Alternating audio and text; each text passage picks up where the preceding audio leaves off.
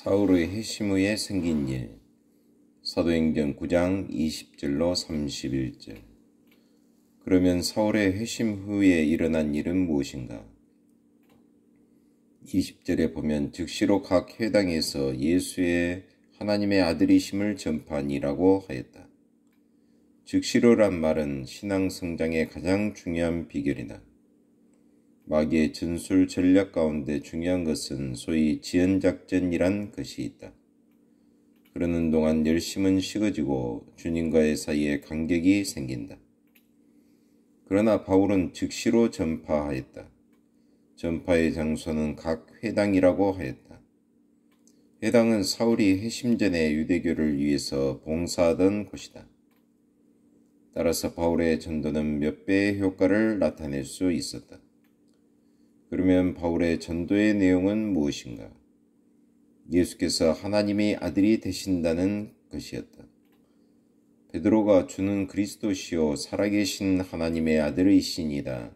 마태복음 16장 16절이라고 고백한 바로 그것이다. 23절에 여러 날이 지나매란 말은 사도행전 2의 아주 중요한 말이다. 왜냐하면 여러 날이 과연 얼마나 되는 기간인지 분명치가 않기 때문이다.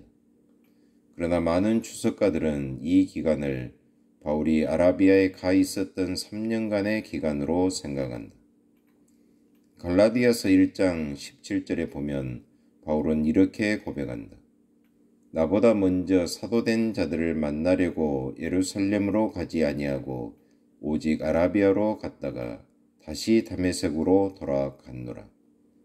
그런데 18절에 그 후에 3년 만에 라고 언급함으로써 구체적인 날짜를 밝혀준다.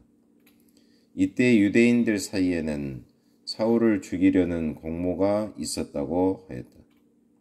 그러나 세상에 비밀은 없는 법이다.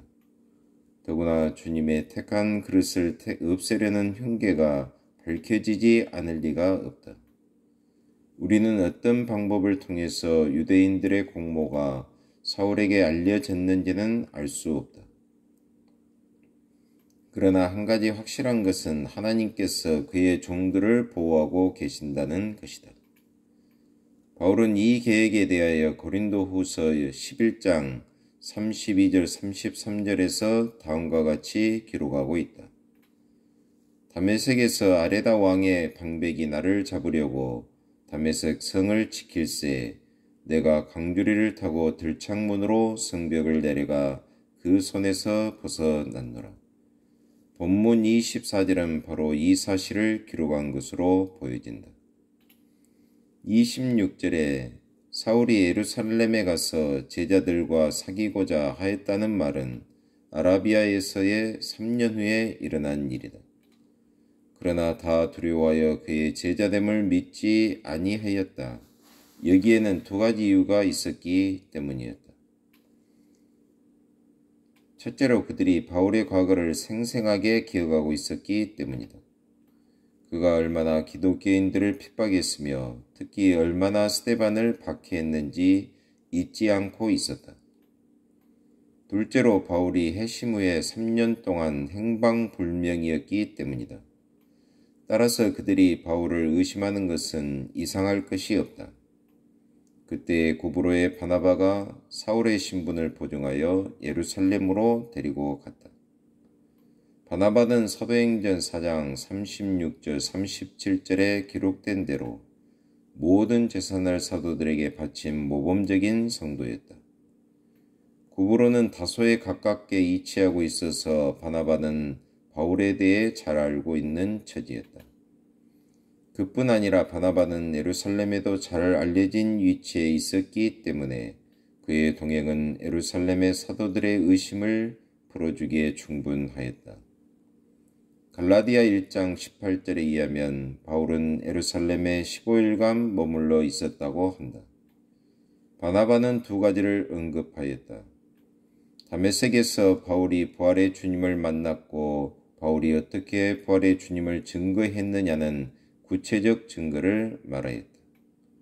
바나바의 증거가 어떤 결과를 가져왔는지 누가는 직접적으로 언급하고 있지 않다.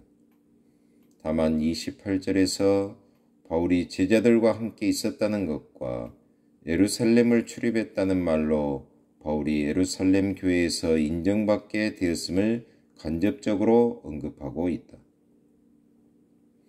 바울은 예루살렘에서 인정받거나 제자들과 사귐을 갖는 것만으로 만족하지 않았다. 그 기회를 이용하여 복음을 전했다. 여기서 우리는 사울의 복음 전파의 특징을 4가지로 살펴볼 수 있다. 첫째는 헬라파 유대인들에게 복음을 전했다는 사실이다. 헬라파 유대인들이란 헬라말을 하는 유대인들을 말한다. 이들은 유대에서 태어난 사람이 아니라 다른 나라에서 태어나 비교적 유대교적 편견이 적은 사람들이다. 바울은 이들과의 접촉점을 찾았던 것이다. 둘째로 바울은 자유로운 논쟁을 할 수 있는 기회를 주었다. 셋째로 바울의 설교는 대담한 증거였다는 점이다. 이것은 바울의 회심이 철저한 것이었음을 증명해 준다. 네 번째 특징은 주 예수의 이름으로 말했다는 점이다.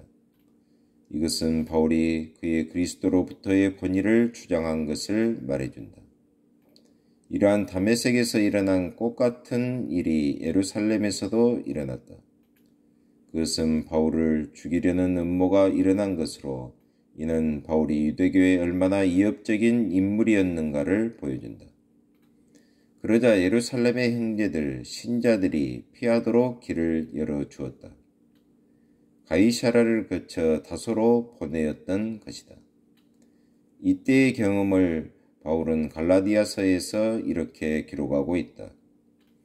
그 후에 내가 수리아와 길리기아 지방에 이르렀으나 갈라디아서 1장 21절 31절에 보면 그 결과를 다음과 같이 기록하고 있다.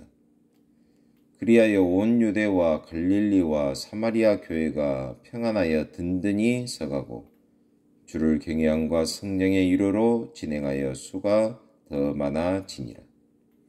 즉 첫째로 교회에 대한 핍박이 끝났다는 것과 둘째는 주를 경외함, 즉 신앙과 경건이 놀랍게 나타났고 셋째는 성령의 역사가 일어나게 되어 그 결과로 교인들의 수가 더 많아졌다는 내용이다. 우리는 교회에 대한 핍박이 왜 끝나게 됐는지 알 수는 없다. 다만 짐작할 수 있는 것은 핍박의 선봉 역할을 하던 바울이 기독교로 개종을 했고 또 당시 유대 안에서의 형편이 다른 일에 관심을 갖도록 하지 않았나 생각된다. 아무튼 교회 성장 요소로서 본문에서 볼 수 있는 것은 크게 3가지이다. 첫째는 외적 조건으로 정치적, 사회적으로 안정되었을 때 교회는 외적으로 성장한다는 점과 둘째는 교인들의 신앙과 셋째는 성령의 역사가 나타날 때 성장한다는 사실이다. 하나님 아버지, 오늘도 참으로 감사합니다.